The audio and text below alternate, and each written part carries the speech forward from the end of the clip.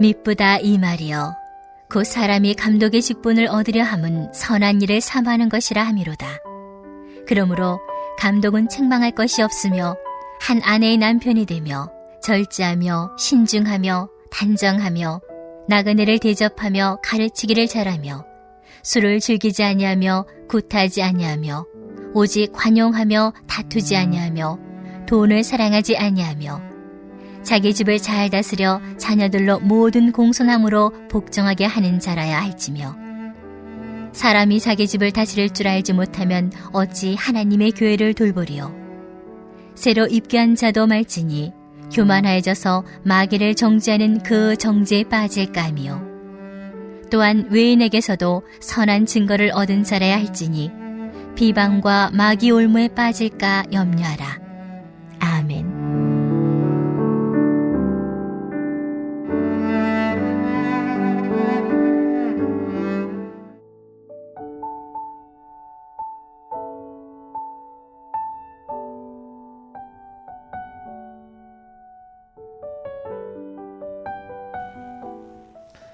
오늘 우리가 불렀던 이 시온성과 같은 교회 210장 찬송에 210이라는 숫자 아래 보시면 존 뉴턴이라고 이 찬양을 작사한 영국 사람, 영국의 학자이자 또 영국의 귀족이었던 혹은 영국의 가장 큰 애국자라고 불렸던 사람이 작사했고, 오른쪽에 보시면 오스트리안 힘이라고 되어 있는데 이 하이든이라는 사람이 오스트리아 사람이거든요.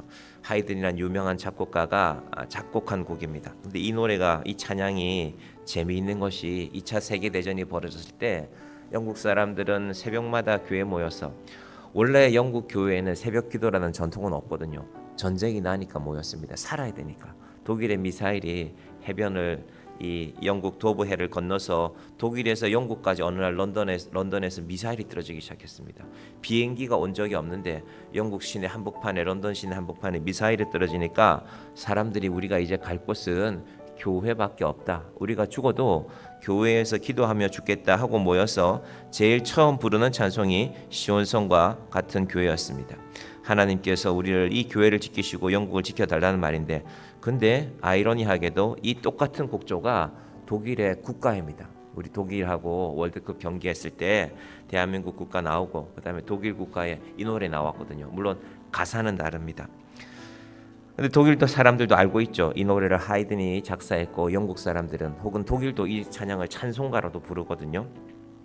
똑같은 하나님의 나라인데 잘못 생각하면 독일 사람들은 온 세계를, 온 유럽 땅을 지배하는데, 그들의 힘을 자랑하는데 이 찬양을 그들의 국가로 부르면서 살았던 것입니다. 그래서 하나님께서 우리에게 주신 능력을, 힘을 어떻게 사용해야 되는가 하는 문제가 중요한데, 자, 오늘 그게 핵심은 아닌데, 이 교회의 직분을 오늘과 혹은 내일 아니면 한두 번 더 다루게 될 것입니다.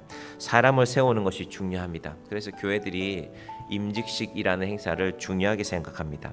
사실 우리 인생의 많은 행사 중에는 결혼식도 있죠. 보통 그걸 이제 웨딩이라고 하는데, 우리 결혼식장들을 영어로 이렇게 표시해 놓은 거 보면 웨딩홀이라고 하는데, 그런데 웨딩 한번 하느라고 예식장 잡고 하객들 식사 대접하고 온 힘을 다 쏟게 됩니다. 근데 사실은 웨딩보다 중요한 것은 결혼이라는 그 만남 자체입니다. 임직식이 중요한 것이 아니라 교회에서 임직식을 크게 하고 임직식 선물을 비싼 걸 하는 것이 중요한 것이 아니라, 교회를 섬기기 위해서 우리가 어떤 준비를 해야 될까? 예수님께서 베드로를 교회의 기둥으로 세운 것이 먼저 있었던 일이라면, 교회의 실제적인 모습을 제일 자세하게 다루고 있는 사람은 바로 이 사도 바울입니다. 특히 디모데를 목회자로 세웠거든요. 그럼 디모데를 목사 안수식을 어떻게 했다, 그런 내용은 성경에 나오지 않습니다. 다만 너를 에베소 교회의 목회자로 세웠다라고 말씀하고 있습니다. 하나님의 권위일 것이요, 근본적으로는, 그리고 직접적으로는 사도 바울의 권위로 세운 것입니다. 저도 우리 교회가 속한 이 지역에 있는 노회, 서울 동노회였는데 당시에는 안수를 받았는데, 태교원에 있는 빛과 소금 교회에서 제가 2005년도에 목사 안수를 받았습니다. 이제 목사 안수식이 있었기 때문에 멀리 계신 저희 친척들도 올라오신 분이 계셨고 함께 축가하는 자리였습니다. 하나님께서 그런데 한 사람의 목사를 세우는 것은 그때 당시에 저와 함께 목사 안수를 받으시던 분들이 몇 분 계신데 그분들이 가끔 소식을 이렇게 인터넷에서 보게 됩니다. 아, 이 목사님이 이 교회에 계시는구나 하고 그런데 이 목사님을 저희가 이제 목사 안수 받고 20년이 지났으니까 어떻게 살아왔을까를 저는 곰곰 생각해 봅니다. 그리고 이제 이번에 이 디모데전서 말씀을 대하면서 하나님께서 사람을 세운다는 것은 무엇일까? 저와 더불어서 우리 성도들에 대해서도 여러 번 생각하게 되는 것이 이게 제가 이 말씀을 준비하는 마음입니다. 먼저 오늘 본문에 자격에 대해서 말하거든요. 정말 이런 자격이 있어야 목사가 되는 것인가? 장로가 되는 것인가? 교회의 직분을 맡는 것인가? 요거 하나하나 따져보면요, 사실 우리는 점수가 좀 많이 모자랄 것 같습니다. 근데 우리가 하나 더 기억해야 될 것이 있습니다. 나는 점수가 모자라기 때문에 겸손함이죠. 사실 디모데전서 3장 본문을 잘 읽어보면은 장로님으로 혹은 목회자로 이렇게 살아가는 것이 저는 자격이 없습니다. 이게 맞습니다. 하지만 그럼에도 불구하고 내가 이 말씀 읽어보니까 나는 자격이 없기 때문에 전부 안 하면 교회는 누가 지켜가는 것입니까? 교회는 직분자가 세워져야 지켜갈 수 있기 때문에 우리가 이 말씀을 볼 때는 두 가지 관점으로 보시기를 바랍니다. 그래, 내가 많이 부족하구나. 저를 포함해서 저도 참 부족하구나. 이 말씀은 한 구절만 붙들고 생각해봐도 아무리 생각해봐도 안 되겠네 라는 의미도 있어야 되지만 동시에 그럼에도 불구하고 하나님께서 그러니까 우리 자신은 이 말씀을 대할 때 내가 좀 더 잘 준비해야 되겠구나, 내가 좀 더 철저하게 살아야 되겠구나 라는 마음을 가져야 되는 것이 맞고, 두 번째는 그럼에도 불구하고 하나님께서, 이건 사실은 우리 자신보다는 다른 사람을 볼 때 적용하는 것입니다. 우리가 이 기준을 갖고 누군가를 보면 그래, 저분은 이래서 자격이 없지, 저분은 저래서 자격이 없지 충분히 말할 수 있습니다. 하지만 우리 자신을 볼 때는 이 말씀 자체를 적용하실 때 다른 분들을 볼 때는 하나님이 부족한 나도 세우셨는데 저분도 하나님의 뜻 안에 세우신 이유가 있을 거야. 이 두 가지 관점이 중요합니다. 먼저 이 감독이란 말을 잘 정리해야 되는데 우리가 잘 쓰지 않는 말이거든요. 1절에도 감독이 나오고 1절 보십시오. 미쁘다 이 말이여 곧 사람이 감독의 직분을 얻으려 함은, 혹시 감리교회에서 신앙생활 하신 분들은 감독이란 말을 들어봅니다. 감리교회는 목사님들 중에서 목사님들 혹은 교회를 감독하는 일을 맡기는 감독이라는 직책이 있습니다. 감리교는 이제 노회라고 부르지 않고 연회라고 부르는데, 연합해서 모이는데 이 구리 남양주도 연회가 있는데 그 연회에 한 사람의 감독을 두고, 그리고 전국에 있는 분들이 다 모여서 그 해에 전체적인 감독 한 사람을 뽑습니다. 우리 교단으로 말하면 총회장이 될 텐데, 도대체 이 감독이 뭘까? 야구 감독도 아니고 축구 감독도 아니고 이 감독이란 말이 왜 나왔을까? 먼저 결론을 내려놓으면 감독이라는 말에는 오늘날로 말하면 목사라는 직분과 장로라는 직분 두 가지가 다 포함되는 것입니다. 그 두 가지를 여러분의 마음속에 품어 놓으시고 이 말씀을 이제 한번 보시길 바랍니다. 자, 그럼 2절을 이렇게 봅시다. 목사나 혹은 장로들을 뽑을 때는 그러므로 2절에 감독은 책망할 것이 없으며 한 아내의 남편이 되며 절제하며 신중하며 단정하며 나그네를 대접하며 가르치기를 잘하며. 2절만 갖고 우리가 한 사람을 바라봐도 문제가 많이 드러나게 됩니다. 그래, 이분은 이게 좀 부족해. 그래, 이분은 참 이건 좋은데 이건 좀 안 돼. 책망할 것이 없다는 말 자체가 대단히 엄격한 기준 아닙니까? 저분은 책망할 게 하나도 없어. 그런 사람을 세상에 만나기가 쉽지 않지요. 그런데 그 중에 첫 번째 요소를 한 아내의 남편이 되며라고 말하고 있습니다. 사실은 이제 이 말씀을 갖다 대면, 아니 가톨릭 신부님들은 왜 결혼 안 합니까? 분명히 교회 지도자를 한 아내의 남편이라고 했는데, 오늘 제가 가톨릭 얘기를 할 건 아니고 왜 한 아내의 남편이 되는 것이 중요할까? 당시에 이 사도 바울이 디모데에게 말하고 있는 이 에베소라는 교회가, 에베소 교회에 아내를 한 사람 두지 않는 시대였거든요. 조금만 능력이 있으면 아내가 두 사람, 세 사람, 네 사람, 로마 귀족들의 전통적인 모습을 이 에베소 사람들로 본받았습니다. 내가 능력이 있는데, 내가 힘이 있는데, 내가 내 마음에 드는 여자들을 몇 명 더 거느려도 되지. 사도 바울은 그것을 지적한 것입니다. 그런 사람은 그러니까 당시의 사회 지도층들은 대체로 아내가 한 명이 아니었다는 겁니다. 2명이건 3명이건 4명이건 많은 아내를 거느리고 살았는데 그런 사람들은 교회 자격이 없다. 교회 감독의 목회자나 혹은 장로로서 자격이 없다라고 선을 긋는 것입니다. 아마 이 말씀을 듣는 에베소 교회 성도들 가운데 내가 좀 능력이 있어서 아내가 2명이나 3명 되는 사람들요 간이 뜨끔했을 겁니다. 얼마나 놀랬겠습니까? 당신은 그것이 사회적인 능력의 상징이었는데 내가 이만한 능력이 되니까 집도 여러 채가 있고 아내들마다 집 한 채씩 주면서 그렇게 살아왔는데 사도 바울은 그런 사람은 안 돼라고 말하는 것입니다. 한 아내의 남편이 되며 절제하며 여러 명의 아내를 거느리지 않는 마음이 절제하는 마음입니다. 내가 힘이 있지만 내가 능력이 있지만 절제하며 신중하며 이 절제와 신중, 단정함 이 모든 것들이 바로 이 한 아내의 남편이 된다는 데 들어가 있습니다. 그러니까 이건 에베소의 남자들에게 충격적인 소식입니다.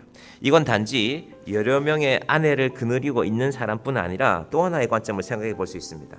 나도 능력만 되면 좀 여러 명 거느리고 살고 싶은데 하는 사람들도 책망하는 것입니다. 그런 생각 하지 말라는 것입니다. 하나님의 교회를 섬기기에 적절하지 않기 때문에 그런 마음을 버리라는 것입니다. 그리고 크게 보면 두 번째가 바로 나그네를 대접한다라는 것입니다. 이건 사도 바울의 목회와도 관련이 있습니다. 바울은 여러 도시를 다니면서 목회했거든요. 바울이 주머니에 호텔비를 넣고 다니는 게 아닙니다. 그렇다고 호텔이 있는 것도 아닙니다. 로마 시내에야 돈을 내고 잘 수 있는 공간들이 있지만 대체로 다른 도시에는 누군가가 그 집을 제공해 줘야 그런 사람이 여러분 집을 제공하는 게 쉽습니까? 요즘처럼 더운 날씨에 우리 에어컨이 있는 시대를 살고 있지만 그래도 여름에 손님이 누군가가 우리 집에 찾아온다는 것은 쉽지 않습니다. 우리가 보통 그런 준비가 잘 안 돼 있죠. 그런데 당시에 그런 분들은 이분들은 다 준비가 돼 있었겠습니까? 아 여기 주무시면 됩니다. 제가 집이 여러 개 있거든요. 그게 아니라 자기 삶의 일부를 내어드리는 것이 바로 교회의 감독에 일어난 것입니다. 나그네를 대접하며 가르치기를 잘하면 이제 여기서 갈라지는데요.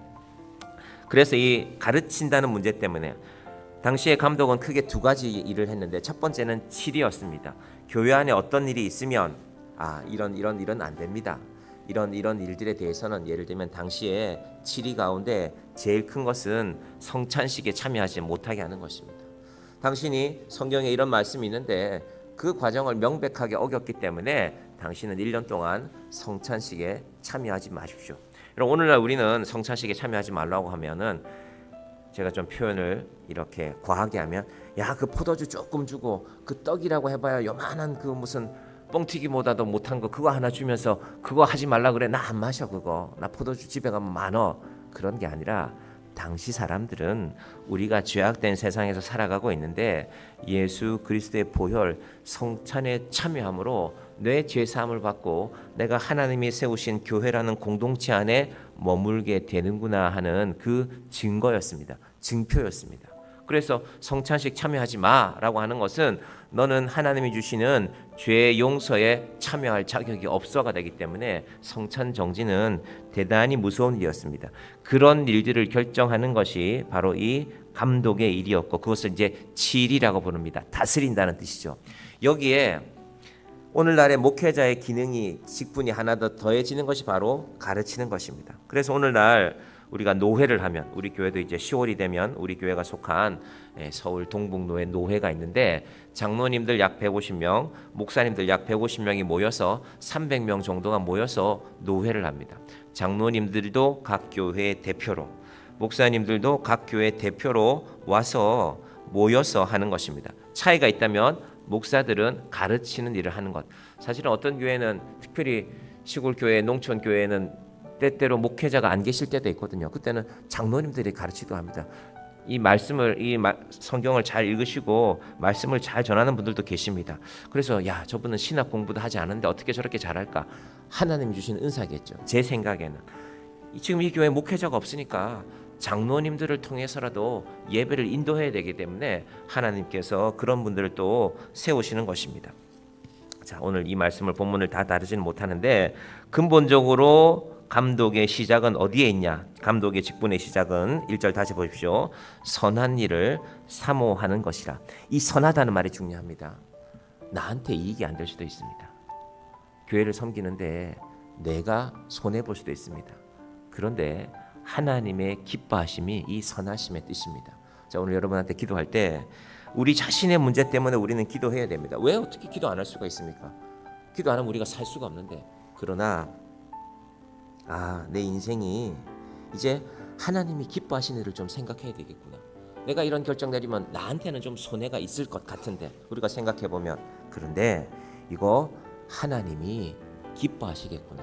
우리의 인생이, 우리의 신앙이, 우리의 기도가 선한 일을 사모하며 나아가는, 여러분 목사가 돼야, 장로가 돼야 교회를 섬기는 것입니까? 그렇지 않습니다. 오늘은 그 직분에 제가 집중해서 말씀드리는 것이고, 교회를 섬기는 모든 사람들은 선한 일을 사모함으로 하나님 나라를 함께 세워가는 저와 여러분이 되기를 주님의 이름으로 간절히 축원드립니다. 우리 계속해서 이어서 제가 다음 시간부터 이 본문으로 계속해서 우리 교회의 직분, 감독의 직분에 대해서 말씀드리도록 하겠습니다. 기도하겠습니다. 하나님 아버지 감사합니다.